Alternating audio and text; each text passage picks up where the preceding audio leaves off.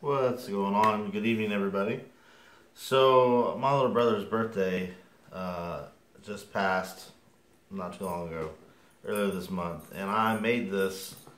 I was trying to figure out what to get him, and he lives all the way in Colorado. I live all the way in Georgia, and I found some YouTube channels like Prepared Mind and Prepared Mind 101 and Ultimate Survival Tactics, and so these guys, what they did is they took an ammo box, different shapes, sizes, and then they see what kind of bug out bag or what kind of survival kit they can make in these ammo boxes. So I decided it'd be fun to try to do that one and then mail it to my brother as his birthday present, his at this point very late birthday present. So I went and got this ammo box from Harbor Freight. They were on sale for $5 or $4. Pretty ridiculously cheap in my opinion, but it had some important features that mattered to me, as in it had the metal clasp lock instead of and the clasp goes up instead of the clasp down, and it has the rubber seal to make it weather resistant. So yeah, let's jump into it. So this is what I packed in here. You guys can pack whatever you want to pack in your survival kit. Pretty interesting the things that you want to put in here versus like what you actually get in here. But I also thought about this. If you wrote this, made this kit for a beginner, you know, your brother, your sister, your cousin, maybe you want to get your dad into survival, this is something you can do for it. So, of course, the container itself is amazing. It could be stored for water. You could use it, walk around with it to gather edibles. The container itself is also a tool, and I think that's important. So, as we get into it, cotton bandana, in case you need to gather things. The pocket size SAS survival guide. I love these things, and the fact a lot of people don't include them in their bug out bags or their bug out kits because, well, I don't know. I guess they just feel like they have all that information in their head. So why get a book? Why take up space? Because it does have weight, it does have space. But I thought it was important, especially if we're going to mail this to a beginner. You have a pair of hardy, just regular gloves that should fit his hands. Toothbrush. I threw a toothbrush in here because so many people forget that hygiene's important, and I know you're like, oh, really? Of all things to put in a bug out bag or a survival kit, why would you put a toothbrush? Well, charcoal, and you can brush your teeth. Let's say if you really had to, you could melt part of this off, sharpen this in, and make a shiv out of it, or attach it to a stick and make a spear or gig with it. I mean, it has many uses other than just the important one, brushing your teeth. I put a pack of glow sticks in here for that, like, oh crap, I need light right now and I don't know what to do, or maybe I'm trying to signal help. I don't have a fire up for some weird reason. Maybe it's the middle of the night, I don't know. I put one of those chainsaw, you know, that help you cut down some wood. One of the big problems I found out when I was building the kit was like wanting to get a knife in here. I really want to get an orange mora or something that would vibrantly attract help, or if you lost it, you could find it if you hit the floor. But overall, couldn't fit a mora in here because of how much room it took. Actually, I'll show you. If you get a mora, the mora fits. It just takes up that much room. So like I don't know if he'll ever use this kit, so I will tell him to get a knife in it. But what is a kit without a knife in it at all? So I have a Sheffield, multi-tool that you get from like Walmart or Harbor Freight. And it has a knife and pliers and stuff like that. And really, if you think about it, I'm trying to build him a kit that's going to keep him alive for 72 hours, maybe a week. He doesn't really need a whole lot more than that, I hope. It better not. let's see what else we got.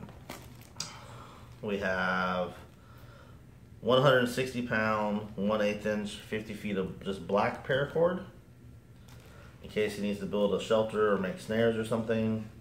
And there's also, if I can get it, 330 pound bank line in here, about 50 feet or so. I've also taken the hard plastic, the hard cardboard tube, and I've used that space. And I've installed a big lighter that we wrap some tape around it to help keep the gasoline in, the fuel in. And Dave Cattenberry actually talked about how powerful nails are in a survival kit. And so here's 4 nails just taped together, and they fit very nicely inside of the tube of the bank line. This is a eagle claw. This is 144 fishing hooks, in case he had to have it, along with 250 yards of 25-pound tests.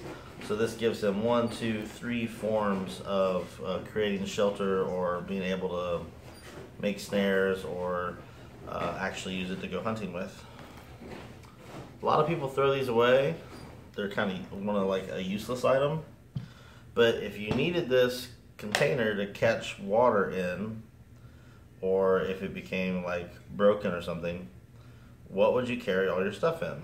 Well, a lot of it you can put in your pockets and stuff, but Crown Royal bags, you know, everyone should have a Crown Royal bag that's of legal drinking age, or can get one pretty easily.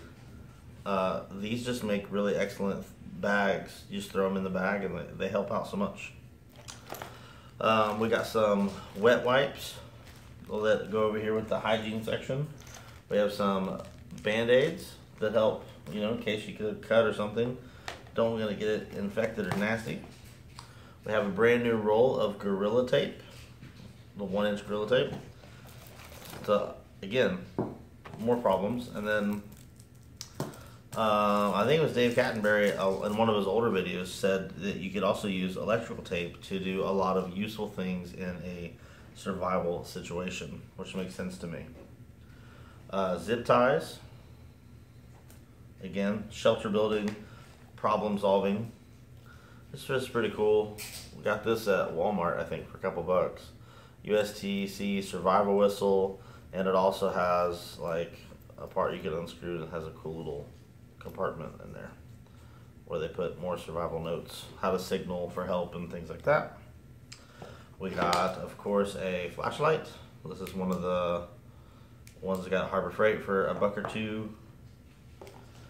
I put in, so let's talk about this, because I haven't seen anybody talk about putting this plastic drop. This is a 12-foot by 9-foot plastic drop. And when you watch the survival videos and the guys go out and they go camping in the winter, some of them build super shelters. But none of them are putting the plastic, the 7mm plastic, in their bug out bag, or in their, you know, in these get home bags. I don't know about you, but this I think costs 96 cents at Lowe's, and I think it's a great addition. It'll collect water. It gives me the ability to build or gives my brother the ability to build a super shelter if he had to, because it's that cold, you know, in Colorado. I guess if you're in Florida, it's not that big of a deal, but then even then, what are you doing to collect water? If you notice, I put the SAS survival guide in a plastic bag to collect water if he had to, but it's more important to keep the book surviving, in my opinion. I put it in a jeweler's loop because its magnification is supposed to be so strong it can start a fire, so this can be used as part of the fire kit along with the lighter. So we have fire kit and light. Really cool Dave Cattenberry trick. You get this is an aluminum pencil sharpener with 2 extra blades right there, so you have the blades to sharpen with and 2 extra ones. This will help create tinder and all the fine shavings that you don't have, you know, like the Mora would be doing when we'd feather out a stick. You don't have to do that. The pencil sharpener can do it for you. Very cool Dave Cattenberry trick. I put in 2 pieces of fat wood in case in case fire is a problem and he's just having one of those bad days where he can't get it going. there's also the cheap little saw and the magnesium and flint and steel. So that's all the fire kit. And then of course there is, in case he comes across, I don't know, I thought this was just going to be useful. It's just one of those Budweiser bottle openers, can openers, universal tools that you can use to get into things and do things with. Also, if you had to, you could take the file that's on the multi-tool, make it a little sharper, and use it to stab things with. But that's super scenario stuff. And then I've got two other last items. I've got a 55-gallon trash bag, 5 mil, and this is to keep warm, build pillows, build a shelter, fill full of leaves, collect water. This is one of the most highly, everyone should have one of those in their bug out bag everywhere. And then the last piece that I did not pack in the bottom like I should have, but it will easily fit, is about 4 feet of aluminum foil, heavy duty aluminum foil. It takes literally almost no space, and it goes in the very bottom. So if he does get something, he wants to cook, or needs to collect water, or make a cup, or make a bowl, or make something, he has the ability to do that. And that's the kit. And I really hope he enjoys it. Happy birthday, Broham. And I hope this helps inspire some of you to build your own kits and get creative. And I'd love to see them if you guys reply with any of what you think you would do different. All right, have a good day. Keep surviving.